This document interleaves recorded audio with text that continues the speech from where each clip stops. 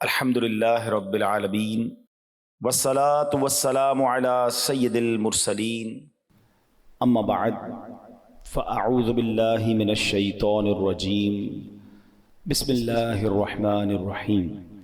پڑھیے الصلاة والسلام علیک یا رسول اللہ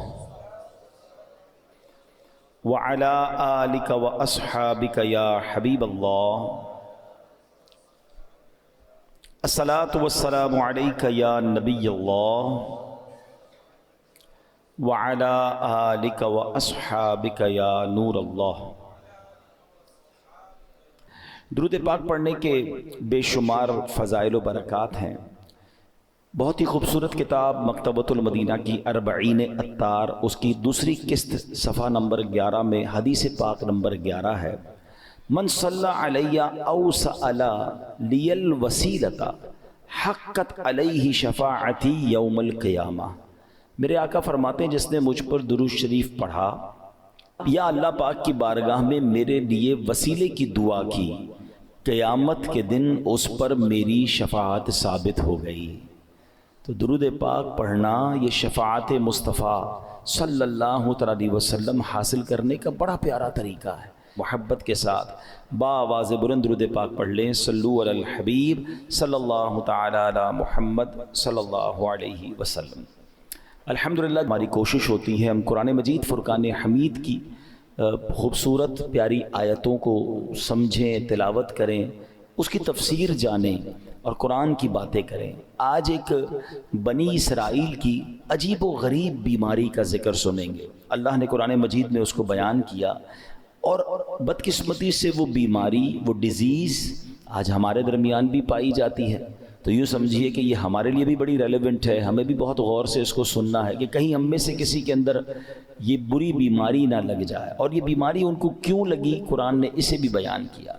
اللہ قریب قرآن مجید میں ارشاد فرماتا ہے، پارہ نمبر 1 ہے، سورہ بقرہ آیت نمبر 74۔ ارشاد ہوتا ہے، بسم اللہ الرحمن الرحیم، ثم قست قلوبكم من بعد ذلك فهي كالحجارة أو أشد قسوة وإن من الحجارة لما يتفجر منه الأنهار وإن منها لما يشقق فيخرج منه الماء وإن منها لما يهبط من خشية الله وما الله بغافل عما تعملون۔ اب اس آیت کا ترجمہ کیا ہے؟ آسان ترجمہ قرآن کنز العرفان۔ پھر اس کے بعد تمہارے دل سخت ہو گئے تو وہ پتھروں کی طرح ہیں، بلکہ اس سے بھی زیادہ سخت ہو گئے۔ اور پتھروں میں کچھ تو وہ ہیں جن سے ندیاں بہہ نکلتی ہیں، اور کچھ وہ ہیں کہ جب پھٹ جاتے ہیں تو ان سے پانی نکلتا، اور کچھ وہ ہیں جو اللہ کے ڈر سے گر پڑتے ہیں، اور اللہ تمہارے اعمال سے ہرگز بے خبر نہیں۔ یہ جو آخری آیت کا حصہ ہے نا، یہ تو سمجھ لیں یہاں لکھا ہونا چاہیے۔ کیا فرمایا؟ وَمَا اللَّهُ بِغَافِلٍ عَمَّا تَعْمَلُونَ۔ جان لو کہ اللہ تمہارے اعمال سے ہرگز بے خبر نہیں ہے۔ جو کچھ ہم کر رہے ہیں نا، سب اللہ دیکھ رہا ہے۔ ہم بعض اوقات لوگوں سے، رشتہ داروں سے، دوستوں سے چھپانے کی کوشش کر رہے ہوتے ہیں، شہر تبدیل کریں گے، علاقہ تبدیل کریں گے، دروازہ بند کر دیں گے، دنیا میں کوئی نہ دیکھ لے۔ بار بار قرآن انڈیکیٹ کر رہا ہے، وَمَا اللَّهُ بِغَافِلٍ عَمَّا تَعْمَلُونَ۔ اللہ تمہارے اعمال سے ہرگز بے خبر نہیں، وہ دیکھ رہا ہے۔ تو کاش یہ خیال دل میں راسخ ہو جائے کہ میں جو کچھ کرتا ہوں، اچھا کر رہا ہوں یا برا کر رہا ہوں، رب دیکھ رہا ہے۔ اچھے کام میں بھی اچھا عجیب ہیں ہم لوگ نا، برے کام میں لوگ نہ دیکھ لیں اس کی ٹینشن، اچھے کام میں لوگ کیوں نہیں دیکھ رہے اس کی ٹینشن، کسی طرح لوگوں تک پہنچا دوں کہ میں نے کوئی اچھا کام کیا ہے۔ اگر یہ ذہن بن جائے نا کہ دنیا دیکھے نہ دیکھے، اللہ دیکھ رہا ہے، اچھا کروں گا تو اجر اسی سے لینا ہے، اور اللہ نہ کرے برا کروں گا تو سزا بھی اسی نے دینی ہے، تو خیال تو اس کا زیادہ ہونا چاہیے نا، خیال دنیا والوں کا ہے۔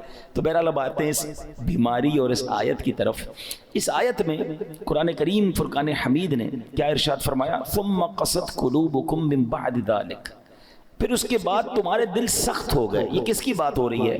بنی اسرائیل کا ذکر ہو رہا ہے۔ ان پر بڑے انعامات ہوئے، بڑی مہربانیاں کی گئیں بنی اسرائیل پر۔ شکر کی بجائے یہ نافرمانی کرتے تھے۔ فرعون سے اللہ نے نجات دی، پھر انہوں نے ناشکری کی، تورات عطا کی پھر ناشکری کی، بچڑے کی پوجا کی اللہ نے اس میں توبہ کی توفیق دے دی پھر ناشکری کی، 70 افراد کو کوہ طور پر بلایا انہوں نے پھر ناشکری کی، انہیں منو سلوہ عطا کیا پھر ناشکری کی، انہیں قدرت کی نشانیاں دکھائیں پھر ناشکری کی۔ اللہ پاک کی نافرمانیوں میں مصروف رہے، ایک کے بعد ایک نافرمانی، ایک کے بعد ایک گناہ کرتے رہے، یہاں تک کہ ان کے دل سخت ہو گئے۔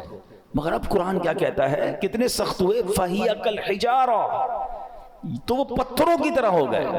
اب پتھر کتنا سخت ہوتا ہے سمجھیے گا، یاد رکھیے سختی کی اور بھی چیزیں ہوتی ہیں، لوہا بڑا سخت ہوتا ہے، لکڑی بڑی سخت ہوتی ہے، مگر لوہا آگ سے نرم ہو جاتا ہے، لکڑی پانی سے نرم ہو جاتی ہے، مگر پتھر کتنا سخت ہوتا ہے، گرمائش میں پگھلتا ہے، ہتھوڑے مار مار کے اس کا برادہ تو کر سکتے ہیں، چورا چورا کر سکتے ہیں، مگر نرم نہیں کر سکتے۔ تو قرآن نے مثال کیا دی کہ دل پتھر سے سخت ہو گئے۔ اچھا پھر کہا او اشد قسوہ، پتھر سے بھی زیادہ سخت ہو گئے۔ اللہ اکبر، ان دلوں کا عالم کیا ہوگا کہ جن کو قرآن کہہ رہا ہے کہ تمہارے دل پتھر جیسے سخت بلکہ اس سے بھی زیادہ سخت ہو گئے۔ اللہ اکبر۔ اے میرے پیارے اسلامی، حالانکہ پتھر کی ایک اور تعریف قرآن خود آگے بیان فرما رہا ہے، وَإِنَّ مِنَ الْحِجَارَةِ لَمَا يَتَفَجَّرُ مِنْهُ الْأَنْهَارُ، پتھر میں تو کچھ وہ ہیں جن سے ندیاں بہتی ہیں، وَإِنَّ مِنْهَا لَمَا يَشَّقَّقُ فَيَخْرُجُ مِنْهُ الْمَاءُ، اور کچھ وہ ہیں جو پھٹ جائیں تو ان سے پانی نکلتا ہے، وَإِنَّ مِنْهَا لَمَا يَهْبِطُ مِنْ خَشْيَةِ اللَّهِ، اور کچھ وہ ہیں جو اللہ کے ڈر سے گر پڑتے ہیں، یعنی پتھر بھی اللہ کا خوف کرتے ہیں۔ پھر فرمایا وَمَا اللَّهُ بِغَافِلٍ عَمَّا تَعْمَلُونَ، اور اللہ تمہارے اعمال سے ہرگز بے خبر نہیں۔ اب یہاں بڑی یونیک معلومات، سٹونز کے بارے میں، پتھر کے بارے میں قرآن نے کیا فرمایا، پتھر چاہے کتنے سخت ہوں اللہ کے نافرمان نہیں ہوتے، یہ بھی پھوٹ پڑتے ہیں، ان سے بھی چشمے جاری ہوتے ہیں، خوف خدا کے سبب بڑی بڑی چٹانیں، بڑے بڑے پتھر لڑک جاتے ہیں، لیکن گناہگاروں کے دل جب سخت ہو جائے نا تو وہ اتنے سخت ہوتے ہیں کہ وہ پتھر سے بھی زیادہ سخت ہو، ان پر کوئی بات اثر نہیں کرتی، اللہ کا حکم سن کر یہ زیر نہیں ہوتے، عذاب کا تذکرہ سن لیں تو ان پر خوف طاری نہیں ہوتا، جنت کی نعمتوں کا سن لیں پھر بھی دل مائل نہیں ہوتا۔ اے میرے پیارے اسلامی بھائیوں، غور کیجئے، آج کے دور میں بھی بعض اوقات ایسے بندے دکھتے ہیں کہ جن کے دل سخت ہو جاتے ہیں، اور سختی کی قرآن نے وجہ جو تفسیر میں ہم نے سنی کہ گناہ پر گناہ، ایک کے بعد ایک دوسرا گناہ، حدیثوں میں یہ مضمون ملتا ہے کہ بندہ جب ایک گناہ کرتا ہے نا تو اس کے دل پر ایک نقطہ لگ جاتا ہے، بلیک ڈاٹ، دوسرا گناہ کرتا ہے پھر دوسرا نقطہ، تیسرا کرتا ہے تیسرا نقطہ، ایک وقت آتا ہے پورا دل ہی کالا ہو جاتا ہے، اب ہدایت کی کوئی بات اثر نہیں کرتی ہے۔ تو اسی لیے کہتے ہیں نا، جیسے ہی گناہ ہو جائے ویسے ہی توبہ کر لو، جیسے ہی نافرمانی ہو جائے ویسے ہی نیکی کر لو، کلیریفائی ہونا چاہیے، ہارٹ پیور ہونا چاہیے، آنسو بہایا کرو اللہ کی بارگاہ میں کہ یہ دلوں کو دھو دیتا ہے، دلوں کو صاف کرتا ہے، بندہ خوف الہی سے لرزتا رہے۔ مگر آج حال یہ ہے کہ دل اتنے سخت ہو گئے کہ کوئی ہدایت کی بات اثر کرنا تو دور کی بات، اچھی بھی نہیں لگتی۔ آج کے دور میں کسی سے اچھی بات کرو، قرآن کی بات کرو، دین کی بات کرو، لڑنے لگ جاتا ہے مسلمان ہو کر، یہ کیا ہر وقت بات یہ لگائی بھی ہے، کیوں بھائی اللہ رسول کی بات کرتے ہو، ہم کوئی اور بات کر رہے ہیں۔ خود سوچیں، ہمیں ہر اس شخص کو سوچنا چاہیے کہیں دل سختی کی طرف تو نہیں جا رہا ہے۔ اچھا اب پتھروں میں شعور ہوتا ہے، یہ بڑی عجیب بات آج ہم نے سنی، شاید بہت ساروں کے لیے نئی بات ہوگی۔ مفتی احمد یار خان نعیمی بہت بڑے مفسر قرآن ہیں، فرماتے ہیں اس سے معلوم ہوا کہ پتھروں میں بھی شعور ہوتا ہے، یہ الگ بات ہے کہ ہمیں ان کے شعور کی خبر نہیں ہوتی۔ قرآن میں ایک اور جگہ اللہ نے ارشاد فرمایا، اور داؤد کے ساتھ پہاڑوں اور پرندوں کو تابع بنا دیا کہ وہ پہاڑ اور پرندے تسبیح کرتے ہیں۔ ہاں پرندے تو تسبیح کرتے ہیں، پہاڑ بھی اللہ کی تسبیح کرتے ہیں۔ آپ نے نہیں سنا ابو جہل کے ہاتھ میں کنکر تھے نا، کیا آ کر کہا تھا اس نے اللہ کے نبی کو کہ اے محمد صلی اللہ علیہ وسلم، اللہ کے سچے نبی ہو تو بتاؤ میری مٹھی میں کیا ہے۔ اللہ اکبر، نبی پاک کا کیا خوبصورت جواب تھا، فرمایا میں بتاؤں تیری مٹھی میں کیا ہے، جو تیری مٹھی میں کنکر ہے بتا دے میں کون ہوں۔ اور پھر کنکروں نے کلمہ پڑھنا شروع کر دیا، تو پتہ چلا کہ پتھر بھی اللہ کی تسبیح کرتے ہیں۔ اور اللہ اکبر، اور احد پہاڑ کے بارے میں کون نہیں جانتا؟ اللہ آپ کو مجھے بار بار مدینہ پاک کی حاضری نصیب فرمائے۔ نبی پاک علیہ الصلوۃ والسلام، سبحان اللہ، آقا کے معجزات میں سے یہ معجزات ہے کہ جب نبی پاک مدینہ منورہ میں یا مکہ پاک میں سڑکوں پر کسی کے شاہراہ پر تشریف لے جاتے تو آس پاس کے پتھر نبی پاک کو سلام کیا کرتے۔ احد پہاڑ کے متعلق آقا نے فرمایا احد پہاڑ ہم سے محبت کرتا ہے، ہم اس سے محبت فرماتے ہیں۔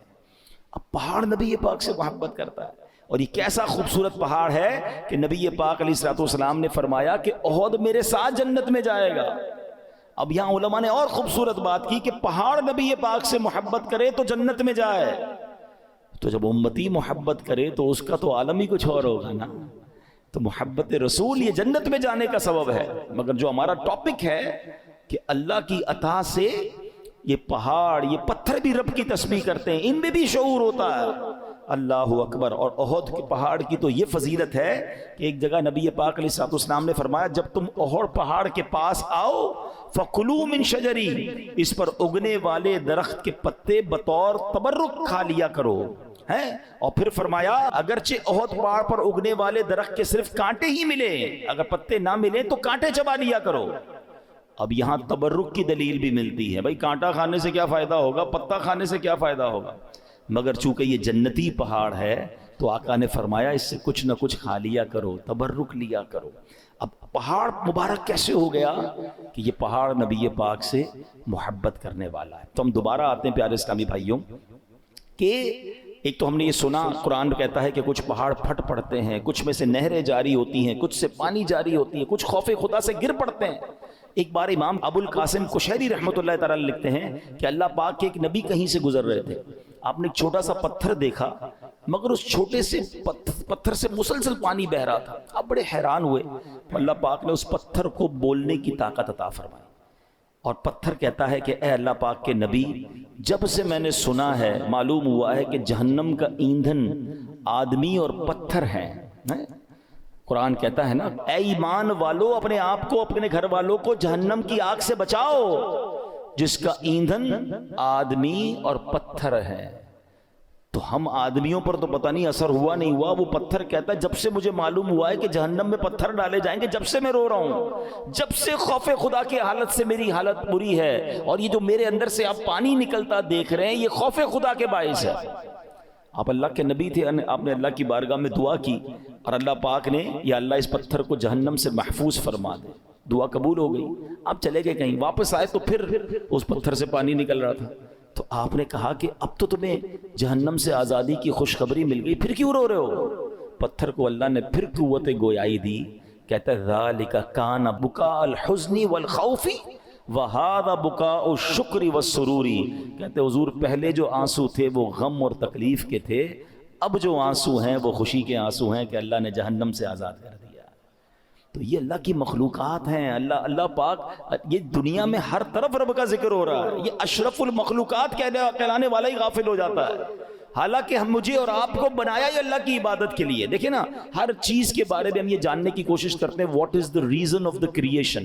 موبائل کیوں بنا ہے؟ بات کرنے کے لیے بنا، اگر اس میں بات کرنے کی صلاحیت ختم ہو جائے، کوئی فنکشن نہ چلے، کیا کریں گے؟ موبائل کا گاربیج کر دیں گے نا۔ پین کیوں چلتا ہے؟ پین کیوں بنا؟ لکھنے کے لیے، لکھنا ہی نہ، انک ختم ہو جائے، آپ کیا کرتے ہو؟ پھر بھی لگاتے ہو، پھینک دیتے ہیں۔ جو چیز جس لیے بنائی گئی اگر وہ کام نہ کرے تو اسے ڈسپوز کر دیا جاتا ہے۔ ہمیں کیوں بنایا گیا ہے؟ کبھی سوچا آپ نے؟ قرآن بتائے گا نا، ہمیں بنایا اللہ نے، تو اللہ ہی فرمائے گا نا کیوں بنایا، واٹ از دا ریزن۔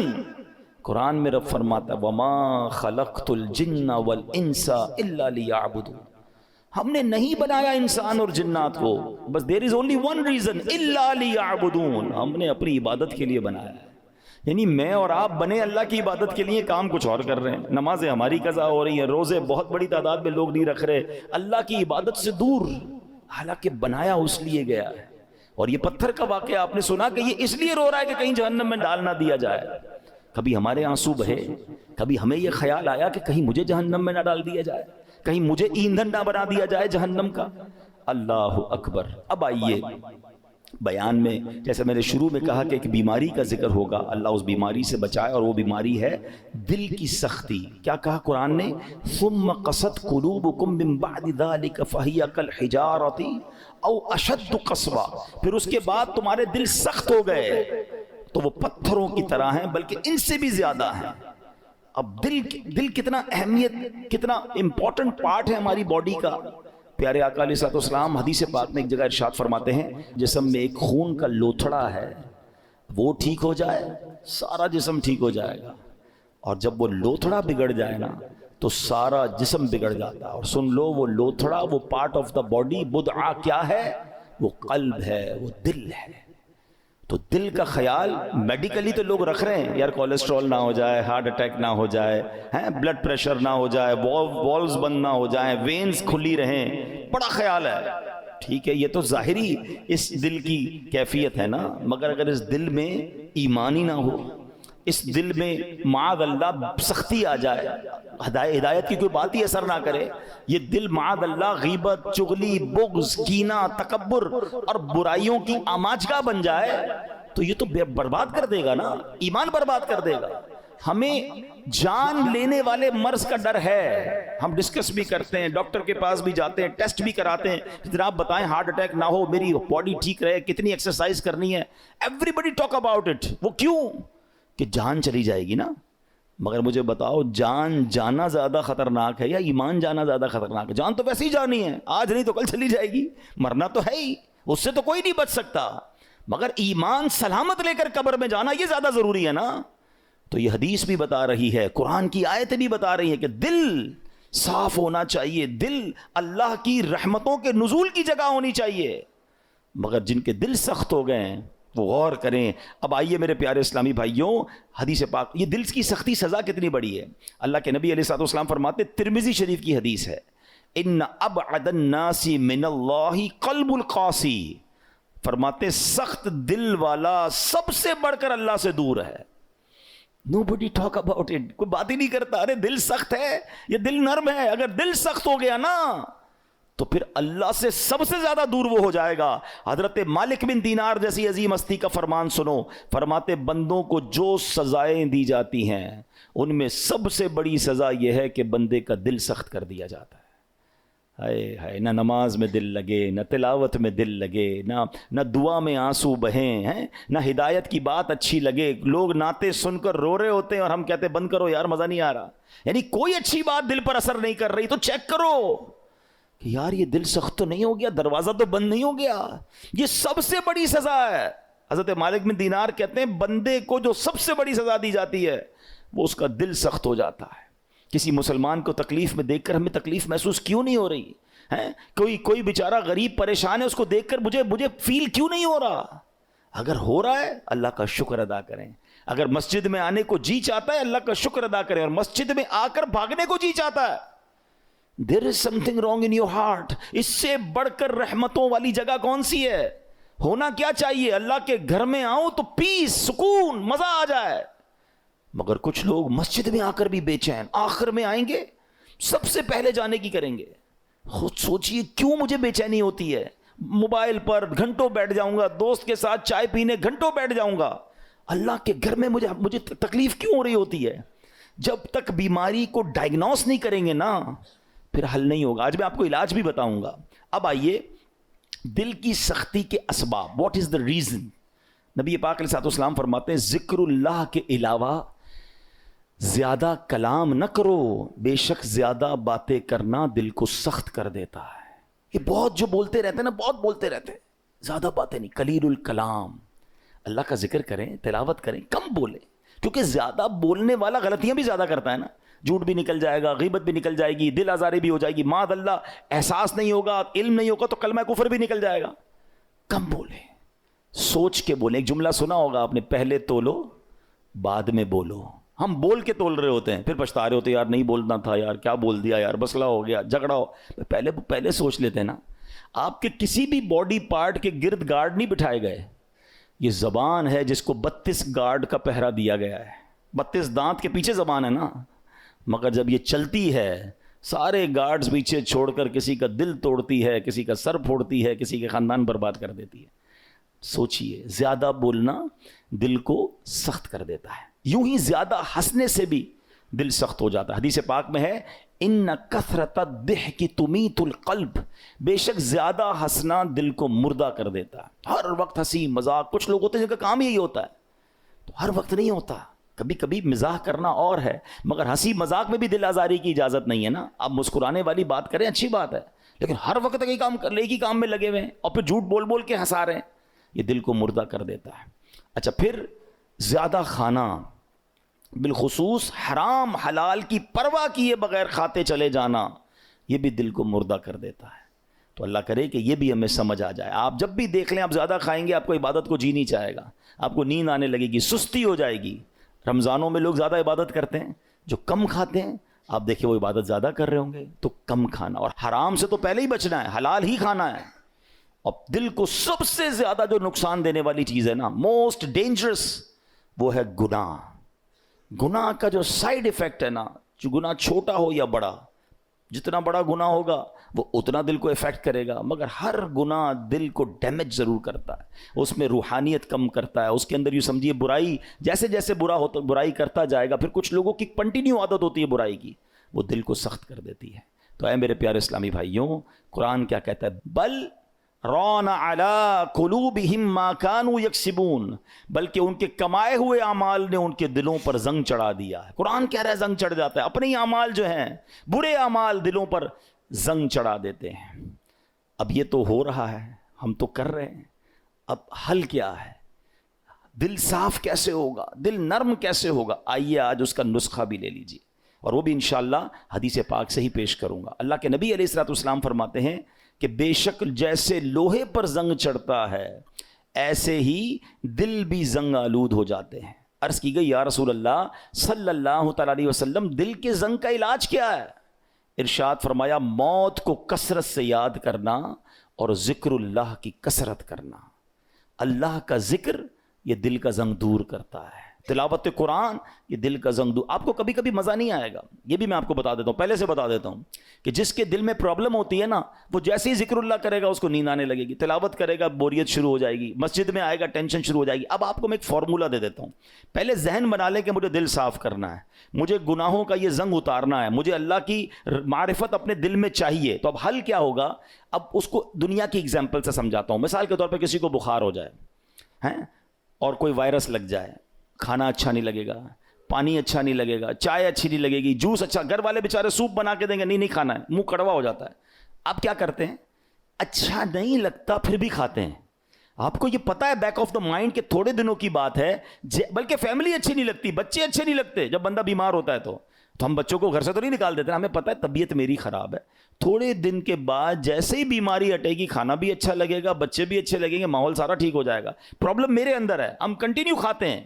بالکل اسی طرح جب آپ کو ذکر الہی میں مزہ نہ آئے، تلاوت میں لطف نہ آئے، درود پاک میں وہ جو چاشنی ہے نہیں مل رہی، سجدوں کی لذت نہیں مل رہی، بھاگ نہیں جانا مسجد چھوڑ کے، عبادت کرنا چھوڑ نہ دیں، تسبیح رکھ مت دیجیے گا۔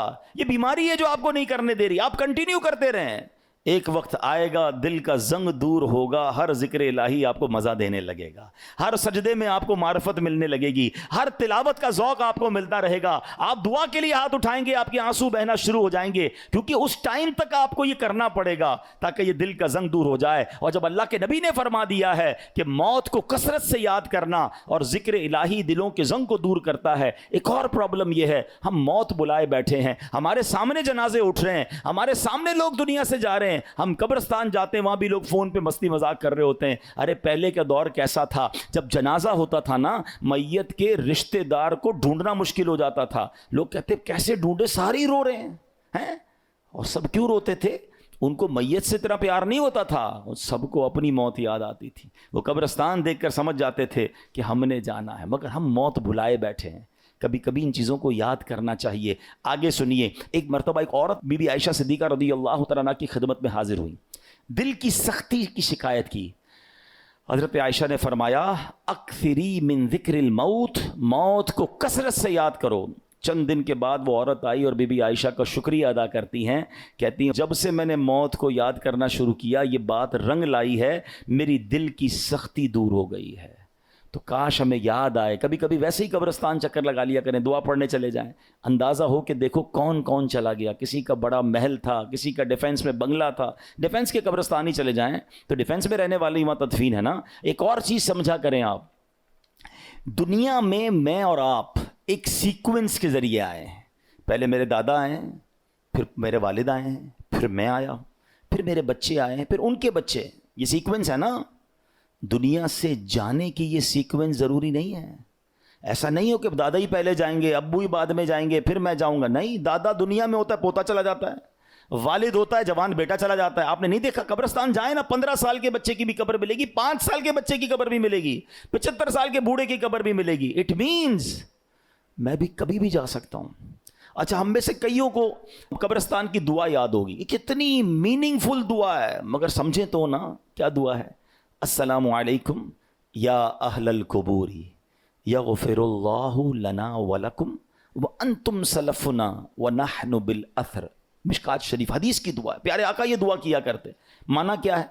السلام علیکم یا اہل القبور، اے قبر والو تم پر سلامتی ہو۔ پھر کیا فرمایا؟ یغفر اللہ لنا ولکم، اللہ تمہاری اور ہماری مغفرت فرمائے۔